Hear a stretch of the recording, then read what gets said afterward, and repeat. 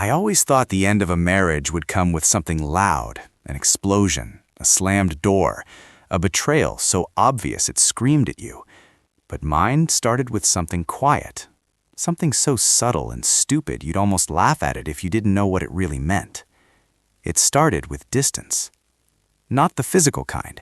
We still lived in the same house, slept in the same bed, shared the same routines. But emotionally, spiritually, whatever binds two people together, that was eroding, fading grain by grain, like sand slipping through cupped hands. And I kept pretending it wasn't. My name is Daniel. I'm 34, or I was when this all started. I worked as a systems analyst, stable, predictable, boring in the comforting way that keeps a household running. And my wife, Mira, she was the opposite. Bright, social, magnetic. She had that effortless charisma that turned heads when she walked into a room. People used to say we balanced each other out.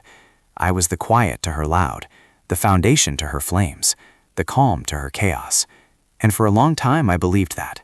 I believed we were that perfect cliché, the stable husband and the vibrant wife building a beautiful life. But now when I look back, it's almost grotesque how naive I was. How, God, the signs were right there, everywhere. And I still kissed her goodnight, still made her morning coffee, still convinced myself that red flags were just stress, or work burnout, or modern marriage changes.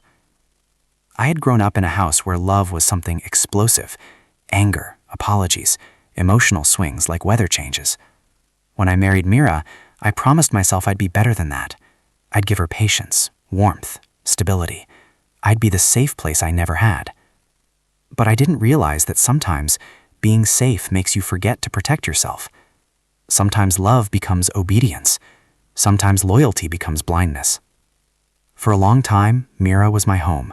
She was the first person who ever made me feel chosen, seen, wanted. And because of that, I made the biggest mistake of my life. I convinced myself she could never hurt me. But she did, long before I realized it. The signs were small at first. Phone always face down, notifications off. She'd leave the room to take calls. I'd hear her laughing softly in the hallway, voice lowered. When I walked in, the call would end instantly. She started going to the gym more, 3 times a week, then 5, then late-night stretching classes. She'd come home with perfect makeup, hair in place, smelling like perfume, not sweat, the kind of perfume you wear for a date, not a workout. Packages started arriving, lingerie, but she'd snatched them up before I could even bring the box inside, said they were surprise gifts for me, though somehow I never ended up seeing any of them again. And intimacy? That evaporated like morning mist. She said she was tired, overworked, stressed. She'd roll over in bed and tell me she loved me, but it sounded like a recording, an automated message she forgot to turn off. I told myself marriages go through phases, that modern life kills passion, that I needed to be patient, supportive, understanding. I gaslit myself before she ever had to. I remember the exact moment everything broke, the moment my heart stopped being something soft and became something sharper. She walked into the living room one evening, casual, relaxed, like she was about to ask me to take out the trash or choose a movie. Instead, she sat across from me, crossed her legs, looked at me with this strangely excited sparkle in her eyes and said, "I think we should try an open marriage. I feel constrained." Constrained, like fidelity was a choke collar, like loyalty was a leash. For a moment, I didn't even hear my own breathing. My chest felt hollow. My skin prickled like someone had poured ice water down my spine. I swear I tasted metal in my mouth, like my body was warning me in ways my mind wasn't ready to accept. I could have fought, yelled, demanded answers, asked her if she was already seeing someone, which deep down I knew she was. But I didn't. I sat there, stunned, trying to rationalize her request, trying to understand, trying to be that nice husband, the open-minded husband, the man who didn't freak out over things other people on the internet said were normal now. She framed it beautifully. She said she loved me, that she wanted us to grow, explore, strengthen our bond by removing archaic expectations. And I, pathetic, loyal idiot that I was, nodded. Not because I wanted it, because I knew that if I said no, she'd do it anyway, just in secret, behind my back, and I thought agreeing meant I could at least hint the truth with insight. But I didn't realize You don't negotiate with someone who's already halfway out the door. You don't bargain with someone who sees your devotion as currency. The weeks that followed were some of the darkest of my life. She dove into openness like it was a sport she'd been training for years. Suddenly, she was always out, always glowing, always texting with a smile so wide she had dimples I hadn't seen in years. I ate dinner alone, slept alone, lived alone next to a woman who was supposed to be my partner. I didn't date anyone, didn't create a dating profile, didn't want to. My version of an open marriage was just watching my wife get ready for another man, while telling myself this was progressive, this was modern, this was healthy. Sometimes I'd hear her humming while doing her makeup, humming like she used to do before our early dates, and I'd sit on the edge of the bed, trying to pretend it didn't tear something open inside me. Late at night, when she came home, she'd slide into bed smelling like cologne that wasn't mine. I'd feel the mattress dip, feel her body next to mine but not connected to mine, and I'd stare at the ceiling until sunrise, wondering how a house could feel so haunted while both people were still alive. There was a night when she came home particularly late, happy, euphoric. She dropped her heels by the door and laughed at something she was texting. She didn't even notice me sitting there on the couch in the dark. And that's when the truth finally clicked into place. This wasn't about exploration. This wasn't about freedom. This was about entitlement. This was about her wanting to do whatever she wanted, while I stayed put, loyal and quiet, like a safety net she could fall back on whenever her fun ran dry. And that's when the suspicion crept in. She wasn't exploring something new. She was continuing something old. Something that started long before that conversation.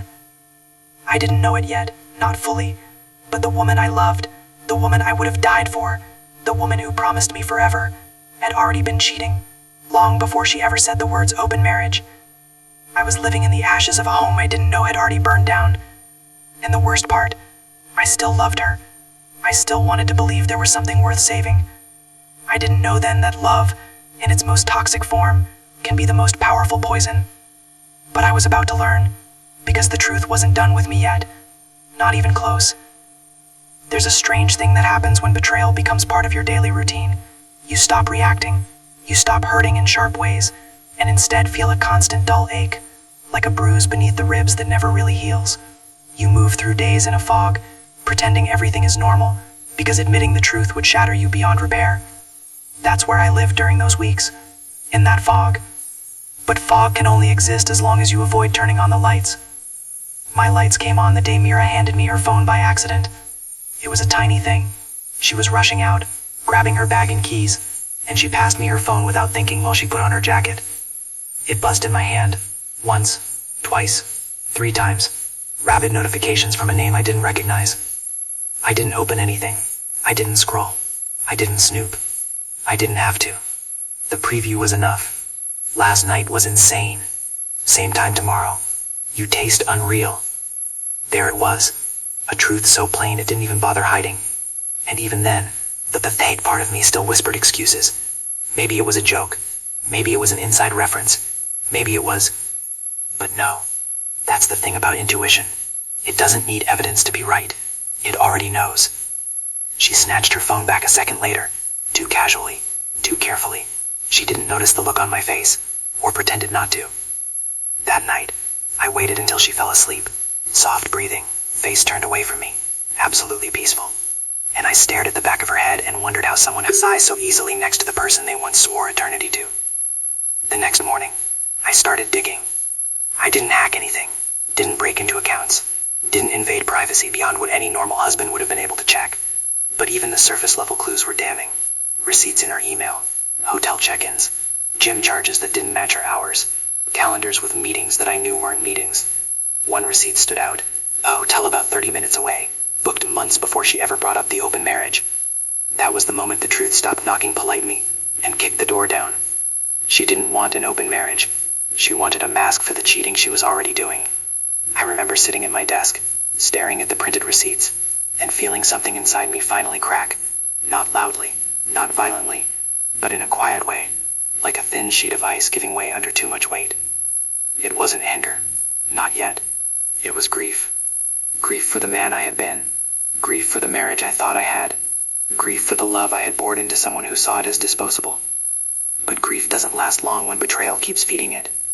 Because about a week later, she gave me something. Something I never asked for. Something that made the final piece of my old self die.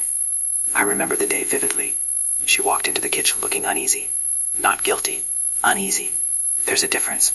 Guilt is remorse. Unease is fear of consequences. Daniel, she said, avoiding my eyes, I need to tell you something. My body tensed in a way I didn't understand yet. She said, it's not a big deal, okay? Don't freak out.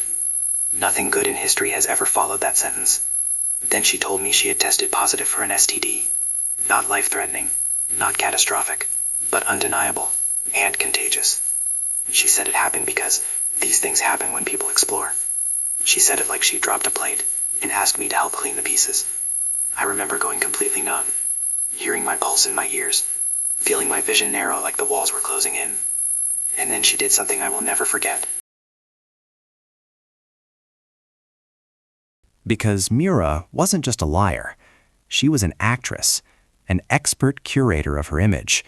Her parents believed she was the perfect wife, perfect daughter, perfect human. Exposing her to me meant nothing to her. She had already stopped valuing my opinion. But exposing her to them, that would destroy her facade, her pride, her identity.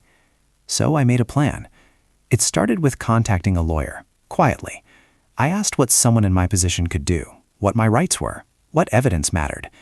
And the lawyer said something that stuck with me. If she endangered your health while cheating, you have a stronger case than most men ever get. He told me exactly what documents to gather, how to organize them, what would hold up, what could be used in divorce proceedings. I followed every instruction to the letter. I created a digital folder. Then I printed everything, organized it chronologically, labeled it cleanly, prepared copies. And every time Mira kissed my cheek before leaving for one of her self-care nights, I smiled and told her to have fun, while all along I had the entire truth in my hands. But revenge isn't only evidence, it's timing. And fate delivered me the perfect opportunity when Mira, in a moment so ironic it bordered on comedy, suggested that we host a big family dinner at our house. She said we needed to feel connected again. She said her parents missed us. She said it would be nice to show everyone how strong we are. I nodded, smiled, agreed. She didn't know I had already begun packing a separate bank account. Didn't know I had moved essential documents into a private storage unit. Didn't know I had changed passwords, spoken to advisors, prepared every financial exit I needed. The dinner date was set for a Saturday evening. I marked it on the calendar, not as a family gathering, as execution day. The weeks leading up to it were quiet, almost peaceful, because once you accept that someone no longer loves you, their cruelty stops mattering. It becomes noise, predictable, repetitive noise. She kept seeing him, kept coming home late, kept lying, and I kept setting the table, emotionally, legally, tactically. People think revenge is impulsive, but real revenge, the kind that changes the course of a life, that is slow, patient, methodical. It's an art. And by the time that Saturday arrived, I had become an artist. I cleaned the house, cooked the meal, set the table beautifully, her favorite dishes, her favorite wine, everything perfect. She thought it was for her family, but really, it was her funeral, not of her life, but of her lies. Her parents arrived first, then her sister, her aunt, her cousins, all smiling, all praising how happy we looked, all telling me how lucky I was to have a wife as vibrant as Mira. And I played along, quiet, polite, calm. Dinner went smoothly. Mira was radiant, laughing, gesturing, pretending. She touched my shoulder when she spoke, as if affection could be used like a prop. She had no idea what awaited her. After dessert, when everyone was full and relaxed, I stood up. Before we finish, I said, there's something I need to share. The room quieted instantly. Mira's smile froze. Her eyes narrowed slightly, the first flicker of fear. I didn't shout, didn't tremble, didn't falter. I spoke clearly, slowly, without emotion. I told them the truth, all of it, chronologically, factually. I passed out the envelopes I had prepared, one for each family member. Inside, the receipts, the hotel bookings, the medical papers, the cheating timeline. Her mother gasped.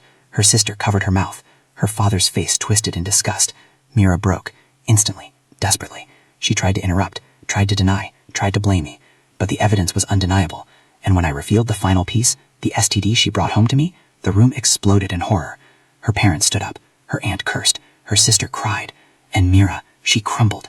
Not out of guilt, but out of fear. Fear of losing the image she spent her life constructing. I ended with one sentence. I'm filing for divorce. I deserve better. Then I walked out. Bag already packed. Car already loaded. Her family didn't stop me. They stopped her. I heard her crying as I closed the door. And for the first time in months, I felt free. Truly free. Not happy. Not healed. Freedom isn't pretty. It's raw. It's painful. It's lonely. But it's clean. The aftermath wasn't dramatic. I moved into a small apartment, started therapy, rebuilt myself slowly, piece by fragile piece. People heard the story. Some pitied her. Most pitied me. But I didn't need pity. What I needed was truth. And I finally had it. Mira tried contacting me for months. Apologies, excuses, threats, pleas. I responded to none. Her life unraveled.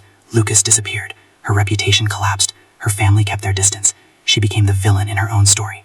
Not because I destroyed her, but because she destroyed herself, and I stopped protecting her from the consequences. People ask if I regret it, if exposing her was too extreme, if I should have tried counseling, if I should have understood. But you don't bargain with someone who treats your loyalty like a toy. You don't negotiate with someone who risks your health for their thrill.